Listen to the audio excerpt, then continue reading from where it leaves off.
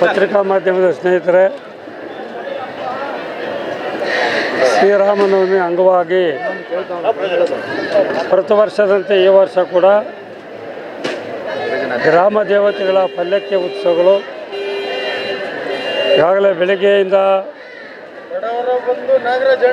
ಪ್ರಸಾದ ತೀರ್ಥ ಪ್ರಸಾದ ವಿನಿಯೋಗ ಪೂಜೆ ಪುನಸ್ಕಾರಗಳೊಂದಿಗೆ ಮಂಜುನಾಥ ಸ್ವಾಮಿಯಾಗಿ ಎಲ್ಲ ಗ್ರಾಮ ದೇವತೆಗಳಿಗೆ ಪೂಜಾ ಪುನಸ್ಕಾರಗಳನ್ನು ಸಲ್ಲಿಸಿ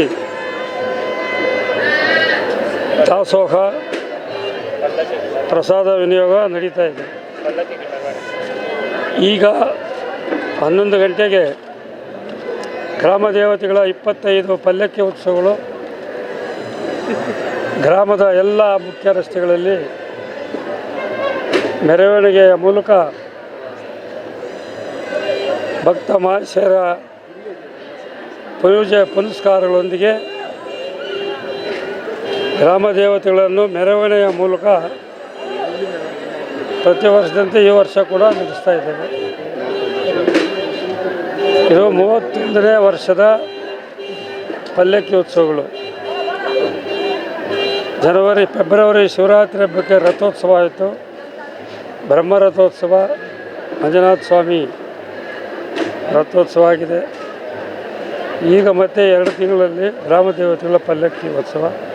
ನಾನು ಇಷ್ಟು ಹೇಳಲಿಕ್ಕೆ ಬಯಸ್ತೇನೆ, ದೇವರು ಎಲ್ಲ ಭಕ್ತ ಮಹಾಶಯರಿಗೂ, ದಾನಿಗಳು, ಮಹಾದಾನಿಗಳು ಯಾರು ಆ ದೇವರ ಮೇಲೆ ನಂಬಿಕೆ ಇಟ್ಟಿದ್ದಾರೆ, ಆ ದೇವರನ್ನು ಯಾರು ಪೂಜಿಸ್ತಾರೆ, ಯಾರು ಆರಾಧಿಸ್ತಾರೆ, ಯಾರು ಧರ್ಮ ನ್ಯಾಯದ ಹಾದಿಯಲ್ಲಿ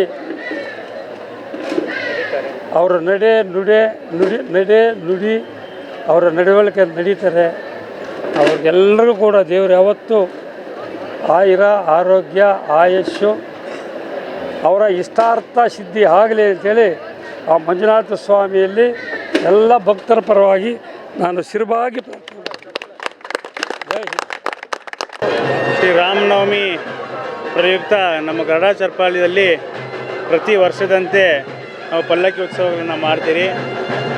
ಅದೇ ರೀತಿಯಾಗಿ ಈ ಬಾರಿ ಕೂಡ ಭಾಳ ಅದ್ದೂರಿಯಿಂದನೂ ಇವತ್ತು ಎಲ್ಲ ನಮ್ಮ ಊರಿನ ಗ್ರಾಮಸ್ಥರು MTV ನಾಗರಾಜನವರು, ಅನಂತರಾಮಣ್ಣವರು ಅವೆಲ್ಲ ಊರಿನ ಮುಖಂಡರ ಜೊತೆಯಲ್ಲಿ ಇವತ್ತು ಈ ದಿನ ನಾವು ಪಲ್ಲಕ್ಕಿ ಉತ್ಸವವನ್ನು ಮಾಡ್ತಾಯಿದ್ದೀರಿ. ಪ್ರತಿ ವರ್ಷ ನಾವು ಮೇ ಕೊನೆಯ ವಾರದಲ್ಲಿ ಅಥವಾ 3ನೇ ವಾರದಲ್ಲಿ ಮಾಡ್ತಾಯಿದ್ದೀರಿ. ಆದರೆ ಮಳೆಯ ಒಂದು ಪ್ರತಿ ವರ್ಷ ಕೂಡ ನಾವು ಮೇ ತಿಂಗಳಲ್ಲಿ ಮಾಡಿದಾಗ ವಿಪರೀತವಾದಂಥ ಮಳೆ ಬಂದು ಭಾಳಷ್ಟು ಸ್ವಲ್ಪ ತೊಂದರೆಗಳಾಗ್ತಾಯಿತ್ತು. ಆದ್ದರಿಂದ ಈ ಬಾರಿ ಏಪ್ರಿಲ್ 1ನೇ ವಾರದಲ್ಲೇ ಈ ಸರಿ ಮಾಡಿರೋದ್ರಿಂದ ಇವತ್ತು ಯಾವುದೇ ರೀತಿಯಾದಂಥ ಮಳೆಯ ತೊಂದರೆ ಇಲ್ಲ ನಮಗೆ. ಆದ್ದರಿಂದ ಭಾಳ ವಿಜೃಂಭಣೆಯಿಂದ ಇವತ್ತೆಲ್ಲ ಭಕ್ತಾದಿಗಳು ಕಾರ್ಯಕ್ರಮದಲ್ಲಿ ಭಾಗವಹಿಸಿ ಭಾಳನೇ ಒಂದು ಭಕ್ತಿಪೂರ್ವಕವಾಗಿ ಕಾರ್ಯಕ್ರಮವನ್ನು ಮಾಡ್ತಾಯಿದ್ದೀರಿ. ಇವತ್ತು ಭಗವಂತ ಎಲ್ರಿಗೂ ಕೂಡ ಸೇರಿರ್ತಕ್ಕಂಥ ಎಲ್ಲ ಭಕ್ತಾದಿಗಳಿಗೆ ಒಳ್ಳೆಯ ಆಯುಷ್ ಆರೋಗ್ಯ ಕೊಡಲಿ ಅಂತೇಳಿ ಭಗವಂತನಲ್ಲಿ ಪ್ರಾರ್ಥನೆಯನ್ನು ಮಾಡ್ತೀವಿ. ಅಷ್ಟೇ, ಆಯಿತು, ಅಷ್ಟೇ ಸಾಕು.